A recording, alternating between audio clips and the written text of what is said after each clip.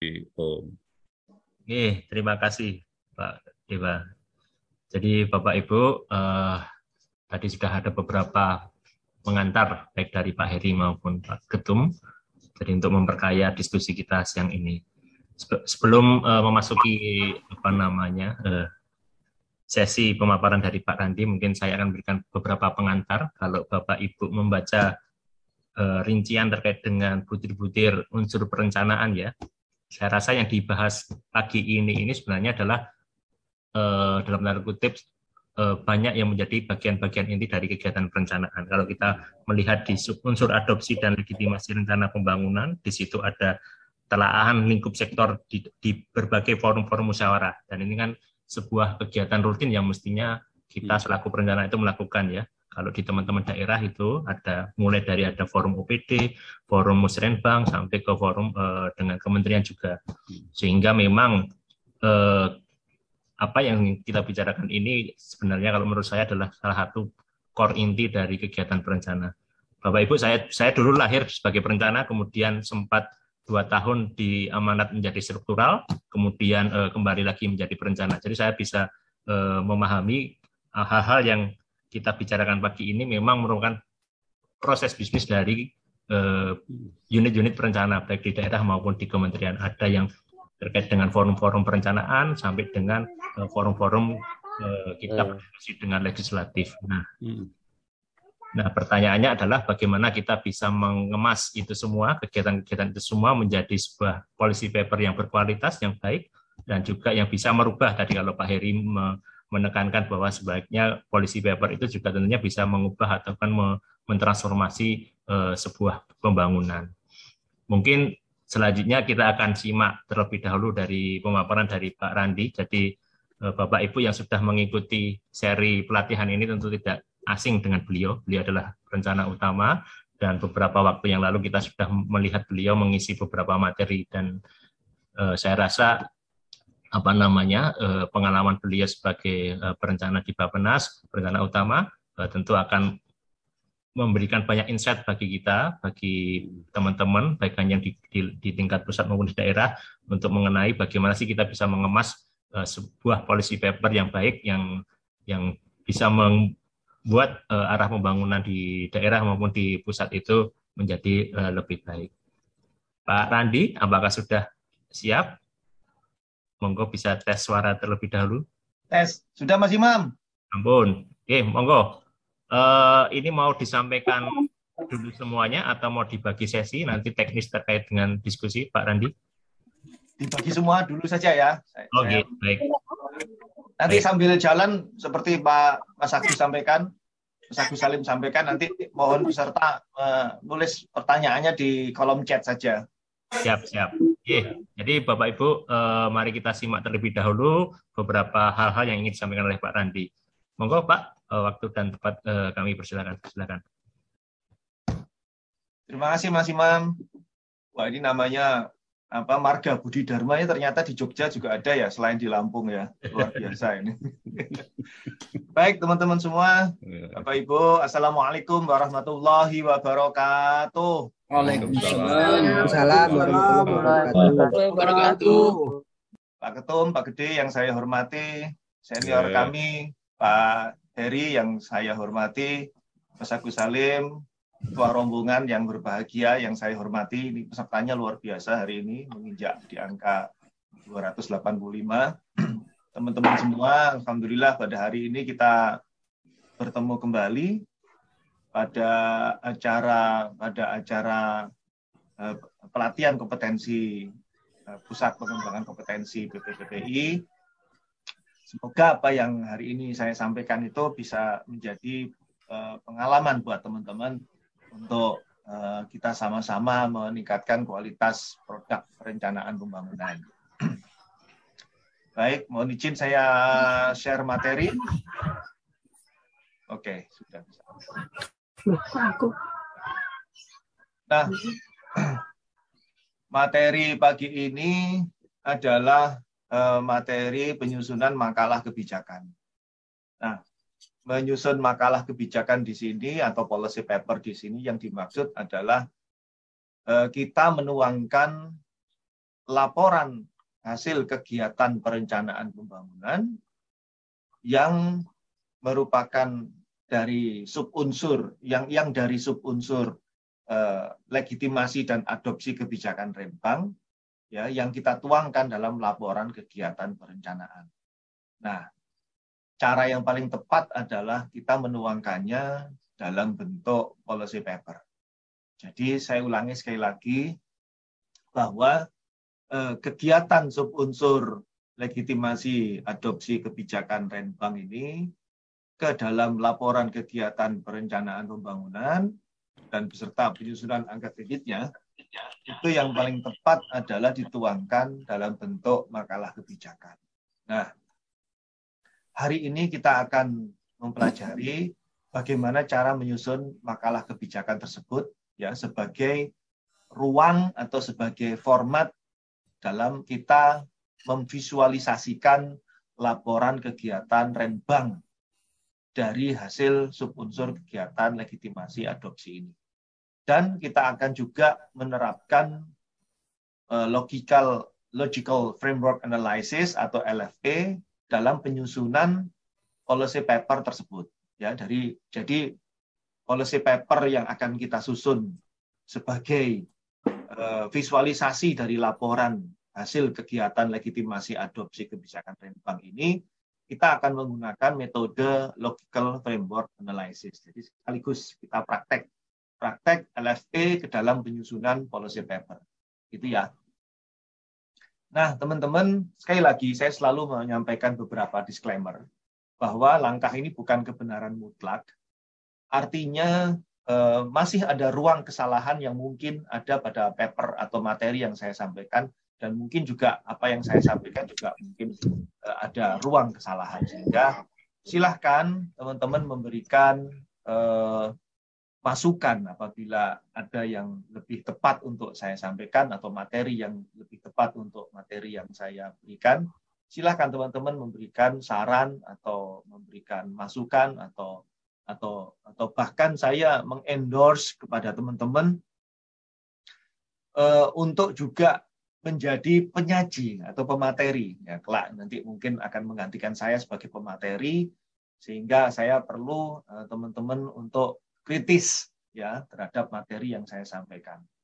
Kemudian disclaimer saya yang kedua adalah materi ini meskipun memberikan penjelasan yang logis dalam hal memahami konsep merangkai laporan kegiatan perencanaan dalam format dan teknik legitimasi adopsi kebijakan atau policy paper ini, namun nggak akan bisa baik kalau teman-teman tidak praktek, ya. Jadi penjelasan logis ini harus diiringi dengan praktek yang harus teman-teman lakukan. Jadi teman-teman harus praktek ini, ya. Oke.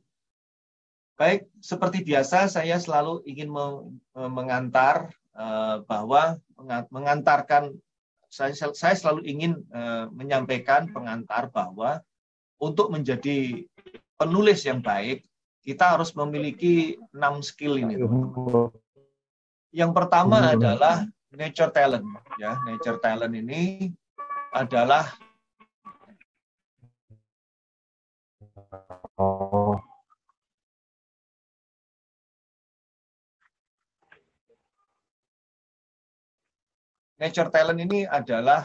kemampuan atau pengetahuan yang selaras dengan bakat yang melekat dalam diri seseorang. Mohon teman-teman yang masih belum mute, tolong di-mute supaya tidak mengganggu yang lain. Teman-teman yang belum mute, tolong di-mute supaya tidak mengganggu yang lain. Nah, nature talent ini adalah kemampuan atau pengetahuan yang selaras dengan bakat yang melekat dalam diri seseorang. Contoh, kalau kita sedari kecil sudah memiliki bakat untuk membuat sketsa atau memiliki bakat seni dalam menuliskan sesuatu, maka hal tersebut dapat membantu kita ketika kita memvisualisasikan secara estetis dan menyenangkan tulisan-tulisan tersebut, ya, dibantu dengan seni artistik. Jadi misalkan kalau kita mau membuat tabel grafik atau diagram, ya, maka bila kita memiliki talent alamiah, bakat alamiah yang kita memiliki bakat alamiah yang baik dalam memvisualisasikan gambar, maka itu akan memudahkan kita untuk memvisualisasikan gambar tadi itu. Sehingga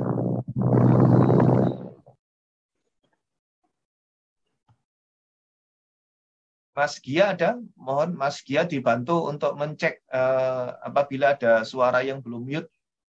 Mas Gia. Iya Pak, dibantu Mas Dika juga. Jadi nature talent ya. Jadi kalau teman-teman sudah memiliki bakat untuk bakat seni, artistik gitu ya, untuk memvisualisasikan suatu gambar, maka ini akan lebih menyenangkan, akan lebih memudahkan teman-teman dalam membuat tulisan. Sehingga tulisan yang estetis itu lebih menyenangkan buat orang lain ya.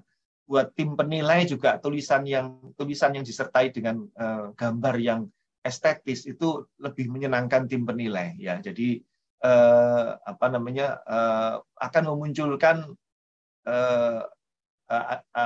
akan memunculkan penilaian yang positif pada suatu hasil laporan gitu ya.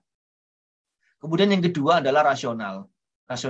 Nah, ini rasional itu adalah kemampuan atau pengetahuan yang selaras dengan logika berpikir dalam diri seseorang. Jadi karya tulis atau karya rupa yang disuguhkan oleh penulis dalam sistematika yang ilmiah itu lebih mudah dipahami daripada disuguhkan dalam bentuk yang puitis gitu ya. Jadi ada laporan yang bentuknya puitis sekali atau mungkin bentuknya panjang sekali.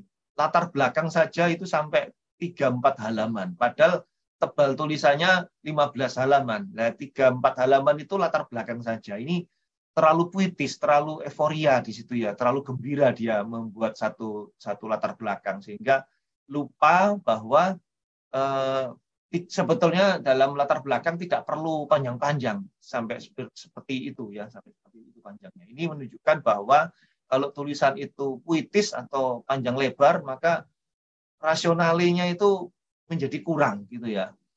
Nah, kemudian yang ketiga, nurture experience, teman-teman. Nurture experience-nya adalah kemampuan atau pengetahuan penulis itu selaras dengan jenis pengalaman. Jenis pengalaman dan interaksi dengan orang lain atau komunitasnya.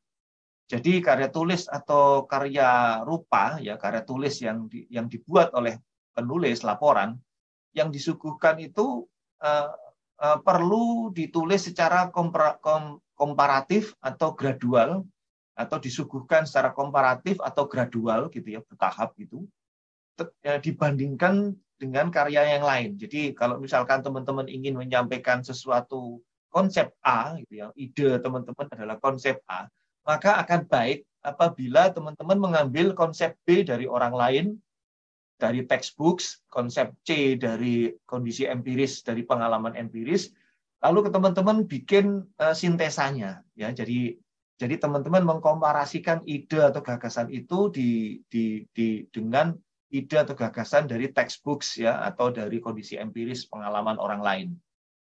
Itu akan lebih enak dibaca, tulisan juga akan lebih berbobot ketimbang teman-teman hanya berbicara pada diri sendiri gitu ya, hanya menampilkan ide diri sendiri, sehingga tulisan itu terkesan monoton atau kesannya adalah monolog gitu ya. Kemudian yang keempat adalah insight skill. Jadi kemampuan atau pengetahuan dari penulis itu sangat penting untuk menstrukturkan sesuatu yang tidak terstruktur, mendefinisikan sesuatu yang belum terdefinisi. Sehingga tugas penulis adalah menjadikan tulisan atau laporan tadi itu mudah untuk dipahami oleh pembaca. Bukan menjadikan pembaca atau tim penilai yang membaca laporan Anda menjadi tambah bingung. Nah, kalau pembaca atau tim penilai yang membaca tulisan Anda tambah bingung terhadap tulisan Anda, maka sesungguhnya sesuatu yang tidak terstruktur itu masih terjadi di dalam tulisan Anda. Padahal tulisan Anda itu harus membuat sesuatu yang tidak terstruktur tadi itu menjadi terstruktur. Ya, nah ini. Terus kemudian ada juga dalam penggunaan bahasa juga menjadi penting untuk membantu kita dalam menstrukturkan tulisan.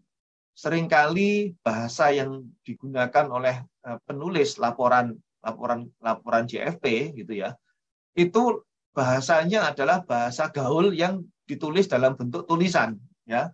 Nah, ini sering seperti itu. Ini menyebabkan perbedaan cara pemahaman dari apa yang diinginkan oleh penulis dengan apa yang dibaca, apa yang dipahami oleh pembaca atau tim penilai. Ini jadi karya tulis yang baik itu adalah karya tulis yang praktikal dan lebih tepat guna, disuguhkan secara langsung secara teoritik. Jadi karya tulis yang baik itu bila disuguhkan secara teoritik ya. Jadi jangan justru membuat pembaca atau tim penilai menjadi tambah bingung dengan tulisan Anda. Nah ini tugas dari penulis adalah menuliskan laporan, membuat tulisan menjadi lebih mudah dipahami oleh orang lain ya. Oleh karena itu suguhkanlah dalam bahasa formal yang baik dan dalam kaedah teoritik yang baik ya. Kemudian yang kelima, content skill. Jadi kemampuan atau pengetahuan terhadap konten tulisan itu selaras dengan pemahaman inherent atau level kognitif dari si penulis atau latar belakang pendidikan dari si penulis. Sehingga antara content skill dengan contextual skill ini menjadi saling melengkapi. Kalau content skill itu adalah karya tulis, itu adalah kemampuan dari penulis, akan kelihatan dalam tulisan apabila tulisan yang dimaksud sesuai dengan latar belakang si penulis. Nah, namun hal ini dapat ditutup apabila si penulis memiliki contextual skill yang dia peroleh dari pengalaman hidup. Contoh, dalam content skill ini melambangkan, merepresentasikan level kognitif. Contoh misalkan seseorang memiliki background ilmu pembangunan wilayah dan perkotaan, misalkan gitu ya, PWK gitu, pembangunan wilayah dan perkotaan. Lalu yang bersangkutan membuat tulisan mengenai kawasan ekonomi khusus, maka itu sesuai dengan background-nya. Nah, ada seseorang yang background-nya S1-nya misalkan statistika, kemudian dia disuruh membuat tulisan mengenai kawasan ekonomi khusus. Nah, ini tidak sesuai dengan background-nya. Kemungkinan si penulis akan kesulitan dalam menuliskan laporan kawasan ekonomi khusus. Namun apabila seorang penulis tersebut yang background-nya statistika tadi itu, misalnya dalam pengalamannya bergaul dengan orang-orang atau ahli-ahli atau rekan-rekan sejawat yang memiliki kemampuan spatial analysis, maka hal tersebut masuk dalam kategori contextual skill. Artinya contextual skill itu pengetahuan atau kemampuan yang dia peroleh bukan dari latar belakang pendidikan, namun dari pengalaman. Jadi 6 aspek faktor ini penting sekali buat seorang penyusun laporan, buat seorang penulis dalam menuliskan laporannya ke dalam laporan kegiatan perencanaan legitimasi adopsi. Berikutnya ada 5 langkah teman-teman dalam menerapkan skill tadi itu ya. Langkah pertama adalah ini saya selalu menyampaikan dalam membuat laporan kegiatan Renbang itu teman-teman harus hafal outline penyusunan laporan kegiatan Renbang. Jadi langkah pertama adalah teman-teman hafalkan susunan laporan kegiatan Renbang. Teman-teman hafalkan susunan laporan